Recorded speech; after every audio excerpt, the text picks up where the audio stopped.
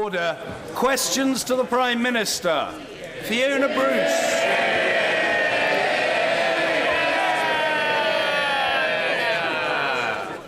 Thank you, Mr. Speaker. Before I start, I'd like to say something. Everyone in this House and many people watching at home know from Yes Prime Minister the central role that Bernard, the Prime Minister's principal PPS, plays in the life of the Prime Minister and of number 10 Downing Street. Well, this morning, my Bernard, my principal private secretary, died of cancer. Chris Martin was only 42. He was one of the most loyal, hard-working, dedicated public servants that I've ever come across. I've no idea what his politics were, but he would go to the ends of the earth and back again for his Prime Minister, for number 10 and for the team he worked for. Today we're leaving the seat in the officials' box where he used to sit empty as a mark of respect to him. We think of his wife Zoe, his family, the wider number 10 family, because it is a bit like a family, and we feel we've lost someone between a father and a brother to all of us, and whatever happens, we'll never forget him. Yeah. Mr. Speaker, this morning I had meetings with ministerial colleagues and others, and in addition to my duties in this House, I shall have further such meetings later today. Fiona Bruce. Thank you, Mr. Speaker. Can I firstly echo the Prime Minister's sentiments regarding the passing of Chris Martin? And I'm sure that all members will have heartfelt thoughts and prayers today, and we would be grateful if they would be conveyed to the family at this time. Vision, the excellent children's mental health charity in Congleton, tells me that the lack of a secure family life is a root cause of many problems experienced by the children it helps. The Prime Minister is a champion of family life. So can he confirm that announcements to be made later today will pass his family test by providing security for family relationships and opportunities for vulnerable children? Well, can I thank my honourable friend for her remarks, and there will be condolence books in number 10 and the Treasury and in the Security Service where Chris Martin worked. She's absolutely right that families are the best welfare state that we have. They bring up our children, they teach us the right values, and they care for us when we are sick and unwell. We want to help families, and the Chancellor will have something to say about that later, as we boost the national living wage, as we deliver tax cuts for working people, and crucially as we help with childcare. And as I've said before, all these policies should pass the test of helping Britain's families. Jeremy Corbyn. Thank you, Mr. Speaker. On behalf of the opposition, could I also express my condolences to the family of Chris Martin on his death. The Prime Minister told me how ill he was on Remembrance Sunday, and I'm pleased that he was able to visit him at that time. And also, on behalf of many members who worked with Chris Martin when we were in government, appreciate very much the professional work that he did in the very highest and best traditions of the civil service in this country. And if our condolences could be passed on, I think that would be very helpful. This week, Mr. Speaker, 55 Labour councils have made a commitment for their areas to be run entirely on green energy by 2050. With the Paris climate talks just days away, will the Prime Minister join me in commending those councils, and will he call on all Conservative councils to do the same? Well, I certainly commend all councils for wanting to promote green energy, and we've made that easier in our country by having the feed-in tariffs and the other measures we've had to help for particularly solar power and also wind power. Will be taking part in the Paris climate talks because it's absolutely vital to get that global deal, but we have to make sure that we take action locally as well as globally. And I would make the point that if you compare the last Parliament to the previous Parliament, we saw something like a trebling in the installation of renewable electricity. Jeremy Corbyn. Thank you, Mr. Speaker. The commitment of those Labour councils is a bit of a contrast to the Prime Minister's performance, because he used to tell us that his was the greenest government ever. Does he remember those days? Does he agree with the Energy Secretary that Britain is likely to miss its target of getting 15% of our energy from renewables by 2020? Well, first of all, I believe that the last government does rightly claim that record. The world's first green investment bank, pioneered in Britain, a trebling of renewable energy, a meeting of all our climate change targets, contributing to an EU deal that means we go to the climate change conference in Paris with a very strong European record and the ability to say to other countries that they should step up to the plate. Also, in the last Parliament, we spent record sums helping developing countries to go green, and in the next 5 years, we're going to be spending $9 billion on helping other countries, which will be crucial in building the Paris deal next week. Jeremy Corbyn. Thank you, Mr. Speaker. The problem with the Prime Minister's answer is that the gap between Britain's 2020 target and our current share of renewable energy is the biggest in the European Union. And some of his decisions he's made recently, such as cutting support for solar panels on home and industrial projects, scrapping the Green Deal, cutting support for wind turbines, putting a new tax on renewable energy, increasing subsidy for diesel generators. Is it any wonder that the Chief Scientist of the United Nations Environment Programme has criticised Britain for going backwards on renewable energy? The facts paint a different picture. As I said, a trebling of wind power in the last Parliament. That is an enormous investment. And also, he makes the point about solar panels. Of course, when the cost of manufacturing solar panels plummets, as it has, it is right to reduce the subsidy.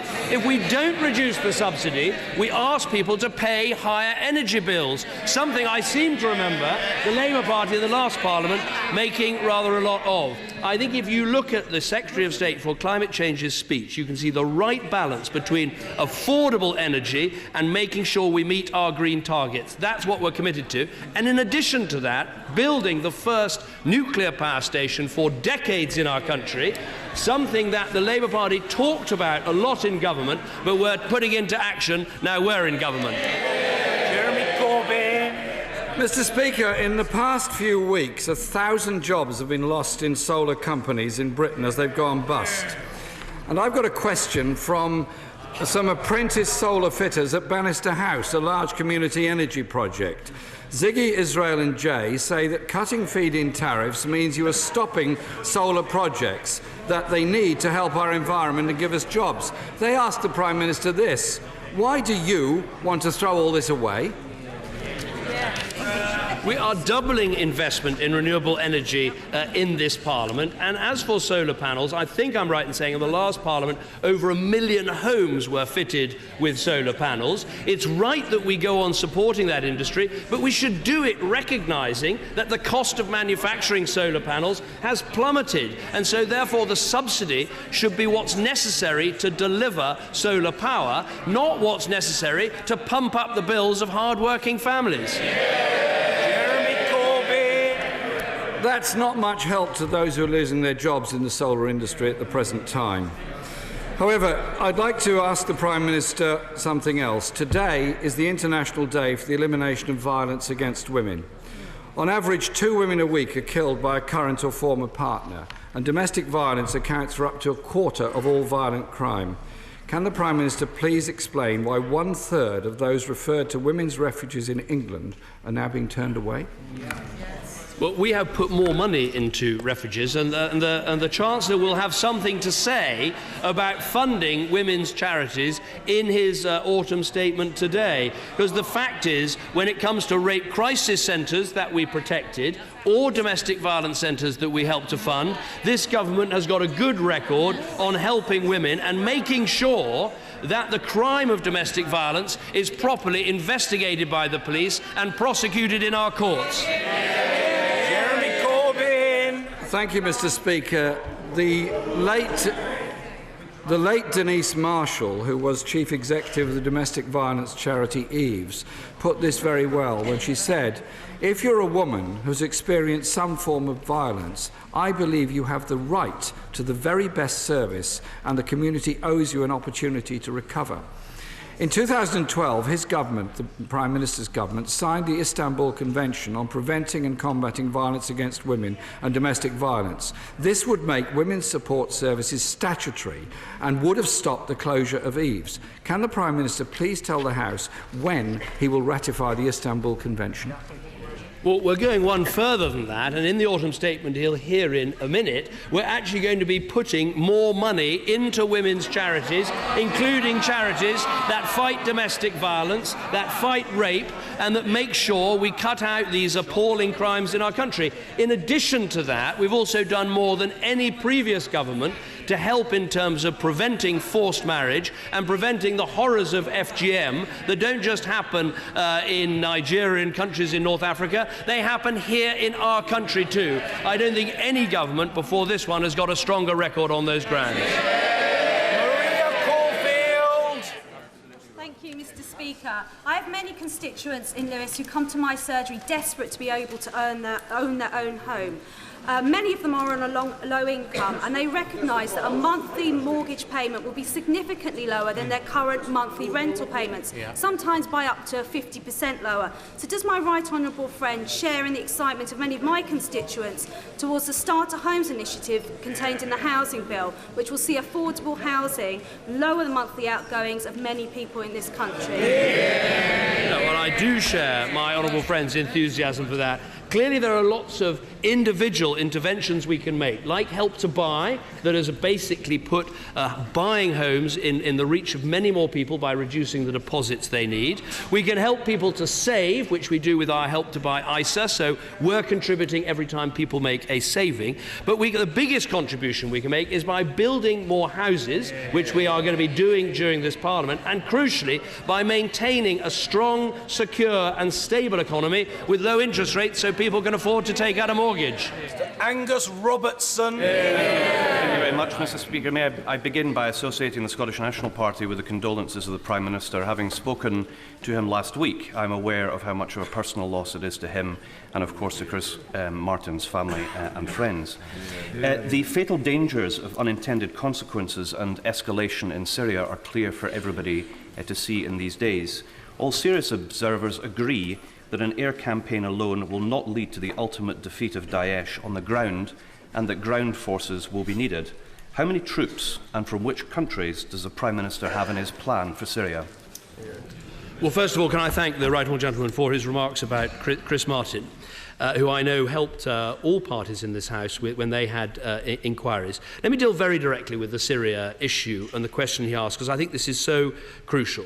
I'm not for 1 minute arguing that action from the air alone can solve the very serious problem we have with ISIL. Clearly, we need a political settlement in Syria and a government in Syria that can act comprehensively with us against ISIL. The question for the House, which we need to address tomorrow and in the days to come, is should we wait for that? Can we afford to wait for that political settlement before we act? And my view is no, we can't wait for that political settlement. We should work as hard as we can for it, but we should be acting now with allies because it's about keeping our own people and our own country safe. Now, he asked specifically about ground troops. The fact is there are troops in Syria, the Free Syrian Army and the Kurdish forces, that would work with us to help eliminate ISIL. But of course, the full range of ground troops will only be available when there's a political settlement in Syria. But the question is simple. Can we afford to wait for that political settlement before taking action to keep us safe here at home? And my answer to that is no, we can't afford to wait. Angus Robertson. Mr. Speaker, the United Kingdom spent 13 times more bombing Libya than investing in its reconstruction after the overthrow of the Gaddafi regime. Reconstructing Syria will be essential to secure stability and allow refugees to return. How much does the Prime Minister estimate this will cost, and how much has he allocated from the UK? Well, obviously, we have one of the largest development budgets anywhere in the world, as the support we've given to the Syrian refugees, which stands at £1.2 billion, demonstrates. And clearly, part of our plan, which I'll set out tomorrow in a statement in this House, will be to help fund the reconstruction and rebuilding of Syria alongside the political deal that we believe is necessary. And I would far rather, frankly, spend the money reconstructing Syria than in supporting people kept away from their homes, kept away from their country, who dearly want to return. Mr. Richard Drax. Thank you, Mr. Speaker. I know that my right honourable friend is aware of the growing chorus of concern surrounding the conviction of Alexander Blackman, the former Royal Marine non-commissioned officer who shot a fatally wounded insurgent in Afghanistan in 2011. If there is indeed new evidence, and if, as many feel, there has been a miscarriage of justice, would my right honourable friend agree with me that it is right that this matter should be looked into again?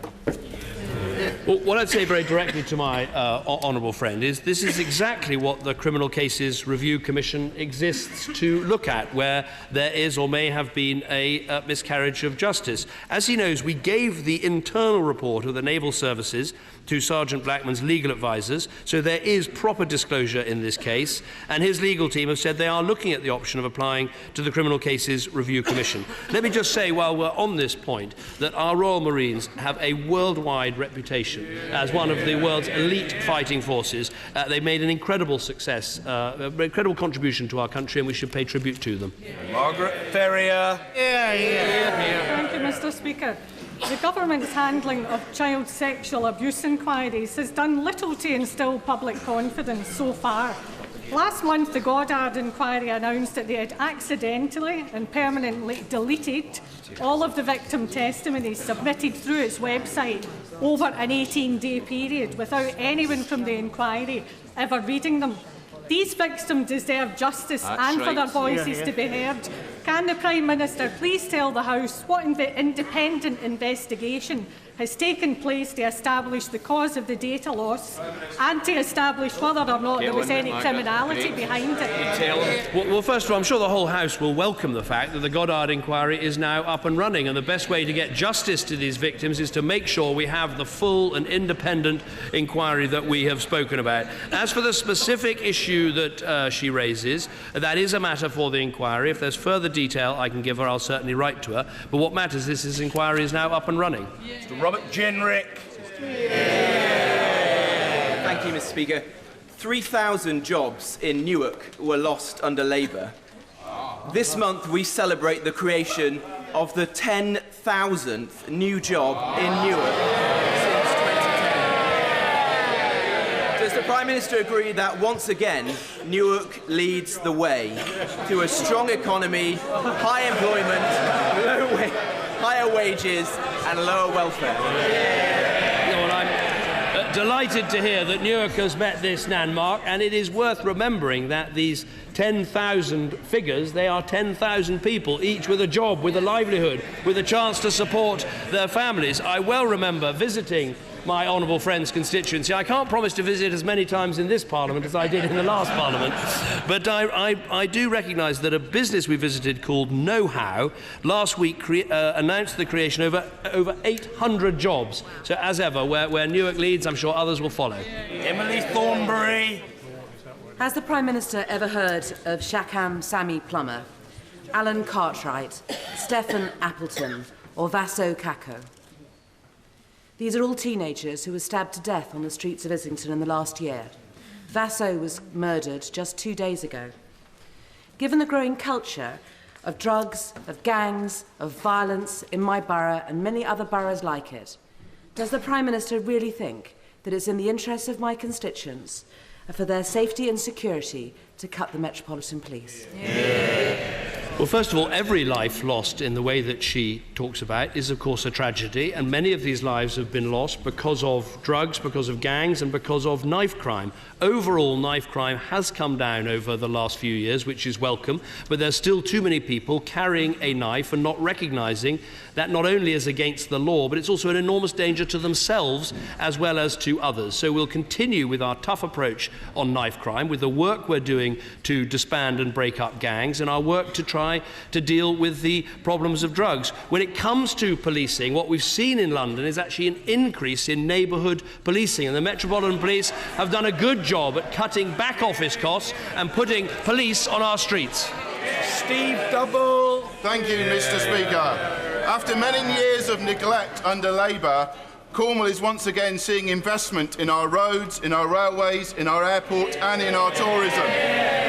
But Cornwall is ambitious to diversify its economy and become a centre for the UK aerospace industry. Indeed, Newquay Airport is the forerunner to be the location of the UK spaceport. Could the Prime Minister please provide an update on the decision for the spaceport, and does he agree with me that Newquay would be the perfect place for it? I think it's very good that in this Parliament we've got such strong voices for Cornwall speaking up for that county and making sure it gets the assistance and the resources and the help that it needs. I'm a strong supporter of Newquay Airport, not just as a user, but also I think it provides the opportunity for a hub of great businesses in Cornwall.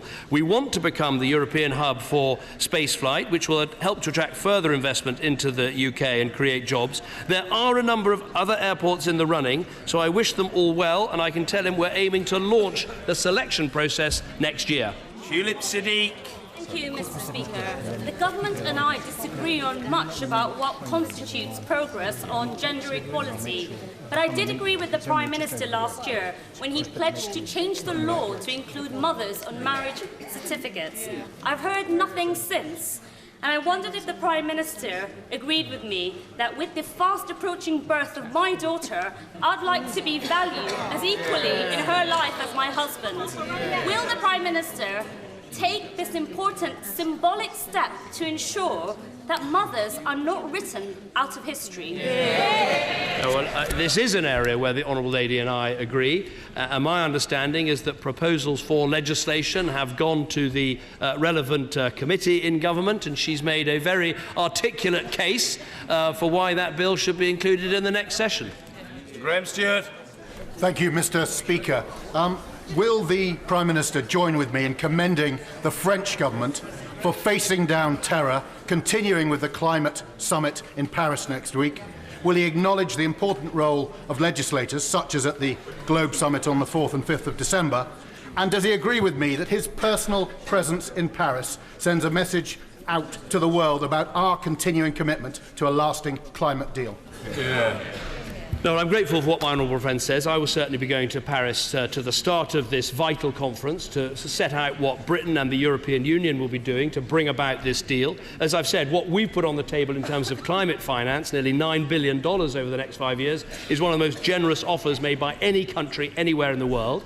I think the good news about the Paris conference is that unlike we're going to see China and America as signatories to a deal, and that means that much more of the world's emissions are going to be covered by this deal. What we've got to work hard to achieve is make sure it is a good deal with proper review clauses and a way of tightening any deal to make sure we keep to 2 degrees. That's the task, but no one should be in any doubt. Britain is playing a leading role and has led by example and with money.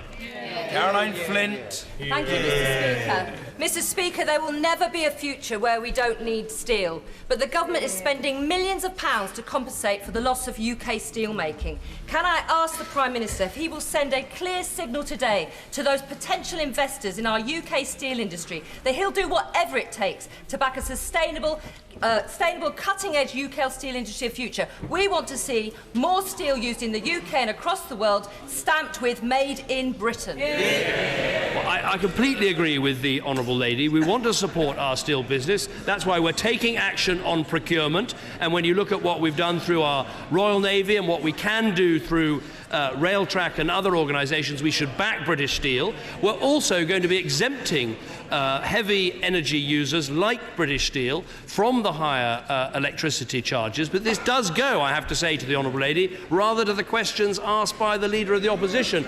If we endlessly push up bills for everybody else, it costs even more to exempt the high energy users. That's why you need a balanced programme. But everything we can do to help British Steel, including a very clear infrastructure plan that you'll be hearing about a bit more in a minute, is all to the good. Mark Garnier. Thank you very much, Mr. Speaker. In 2010, unemployment in Wyre Forest stood at around 5% of the working population. It's now dropped to just 1.6%. I'm sure my right honourable friend agrees with me that in order to help those people still unemployed and to boost productivity and wages in places like Wyre Forest, we need to offer more opportunities for skills training. Does my right honourable friend agree with that? And moreover, what more can the government offer in order to help places like Wyre Forest? Well, our vision is that all young people aged 18 should have a real choice of either being able to take on an apprenticeship, and we're planning for 3 million in this Parliament, or be able to go to one of our universities. We don't want anybody left behind. Everyone should have that choice. He's right that unemployment has fallen in his constituency as around the country. We'll hear from the Chancellor in a minute about what's happened over the last 5 years, but the fact is that Britain, over those 5 years, has grown as fast as any other G7 country in terms of our economic performance. And you can now look back and see that the decisions made in 2010, 2011, 2012, difficult decisions, but they laid the platform for sustained economic growth and jobs. Imran Hussain. Mr. Speaker, education in Bradford is facing a funding and school places crisis, and we remain at the bottom of the league tables. Bradford's children cannot be failed any longer. So will the Prime Minister support my call for a Bradford challenge based on the highly successful London challenge? And will he stop the dangerous changes to the school's funding formula that will drag the children of Bradford further into the land of inequality, despair and neglect? Well, we made commitments at the last election about funding our schools and funding school places, and we'll be keeping all of those commitments, not just the revenue that we provide to schools, where we won't be reducing the amount that goes per pupil, but also spending much more on new school places in this Parliament than in the Parliament that preceded me becoming Prime Minister. We're also helping with building new academy chains and new free schools, and they're available for his constituency as for others. David Tredinnick. Does my right honourable friend, the Prime Minister, agree with me that the turmoil in northern Iraq and Syria gives opportunities to resolve long-standing international disputes, not least with Russia? And does he agree with me that the attack on the Russian bomber, something that never happened in the whole of the duration of the Cold War, was disproportionate, and we make sure absolutely that we do not get into a conflict with Russia over Syria?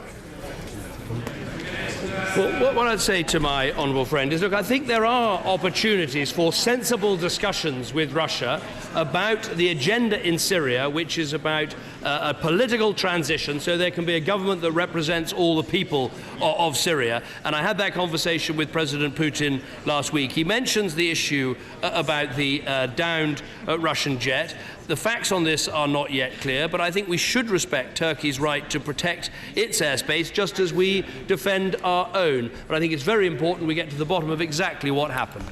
Jim Cunningham. Thank you very much, Mr. Speaker. The Prime Minister very often tells us that the first duty of any government is to protect the public. Will he give an undertaking to restore the cuts to the police and the emergency services to ensure that the public in this country are protected? I think this government has a good record at protecting the public, not least because we protected counter-terrorism policing, and we had a funding situation with the police that enabled them to help in a cut of crime of 31% since I became Prime Minister. Jake Berry. Thank you, Mr. Speaker. John Morton, a drink driver, destroyed the lives of Amy Baxter and Hayley Jones, with Miss Baxter being so severely injured she's paralysed from the neck down and in hospital 16 months later. He was sentenced to just a 3-year driving ban, a fine and a 20-week tag. Weeks later, he successfully applied to Bolton Magistrates Court for his tag to be removed so he could go on holiday to a stag party. Would my right honourable friend look to issue guidance to magistrates that a tag, when part of a sentence, should never be removed to allow criminals to go on holiday? No, well, I think my honourable friend makes a very powerful point, and I will look at this very carefully. Let me first of all express my sympathy to the victim and her family in what is undoubtedly an incredibly distressing case. It's always very difficult to comment on individual cases because I wasn't sitting in the courthouse and I didn't hear all the points that were made, but the point he makes does seem to be very powerful. A punishment is a punishment, a tag is a tag, and I think he's making a strong case. Stuart Malcolm MacDonald. Mr. Speaker, today's Middle East is increasingly resembling the Central Europe of a century ago. Minorities, be they linguistic, religious or sexual, find themselves under more pressure than ever. I, my constituents and the Scottish National Party understand the threat posed to these groups by Daesh. But how is the Prime Minister planning to prosecute a bombing campaign that does not alter the demographic map of the Middle East, preventing Aleppo becoming the new Lublin or Mosul the new Budapest? What I'd say to the honourable gentleman, we'll set out the arguments clearly tomorrow, but there is a clear and present danger to the United Kingdom of ISIL, based in Iraq, based in Syria, planning attacks against our country today. Now, we don't live in a perfect world, and we can't deliver a perfect strategy, but we can deliver a clear, long-term strategy that will work. Now, he talks about the lessons we learnt from the last century. One of the lessons I would say we should learn from the last century is when your country is under threat and when you face aggression against your country, you cannot endlessly sit around and dream about a perfect world. You need to act in the world we're in. Nusrat Ghani. Thank you, Mr. Speaker. Will my right honourable friend join me in congratulating all the staff at the Crowborough Birthing Unit, the midwives, the matron Emma Chambers and local activist Richard Hallett for scoring 100% on their friends and family survey on satisfaction and care. The commitment of these midwives is only matched by the Conservatives' commitment to the NHS, with the fact that for 2 elections in a row we have promised and delivered greater investment in our National Health Service than Labour. Well, can I say to my honourable friend, I think she's absolutely right to highlight the friends and family test. It is a simple way of measuring whether our hospitals are giving great care, and I think it's been a real advance in our NHS to have that. But as well as good schemes to make sure that you'd want your friends and family treated in a hospital, we need to provide the resources for that hospital, and that's exactly what we're doing with the spending figures announced today. Crucially, on childbirth, it's not often I stand here and quote the Daily Mirror, but it is worth looking at what they're raising about the importance of a 7-day NHS and making sure we have high standards across our NHS every day of the week. As well as the extra money this government's putting into the NHS, the 7-day NHS is also going to mean a much stronger NHS. Tasmina Ahmed Sheikh. Thank you, Mr. Speaker. The Big Lottery Fund supports important local projects in my constituency, including the Gate in Clackmannanshire, a small children's playground in Auchterarder, and Perthshire Women's Aid. Projects, indeed, which play an essential role in their community, supporting the vulnerable people this government has left behind. Will the Prime Minister join with me in congratulating these local projects on their work and reassure the House that this government will protect the current level of national lottery funding earmarked for charities and community projects? I can certainly tell the Honourable Lady that we will be protecting the big lottery fund. It does an absolutely excellent job, but I'm afraid I can't resist making the point that, of course, one of the things that the United Kingdom brings is a bigger national lottery, a bigger pot that can support Scottish charities. And let me just make this point. Following what has happened to the oil price, if there was a Scottish November autumn statement, there would be a statement that was about cuts, taxes, and no relief from the National Lottery.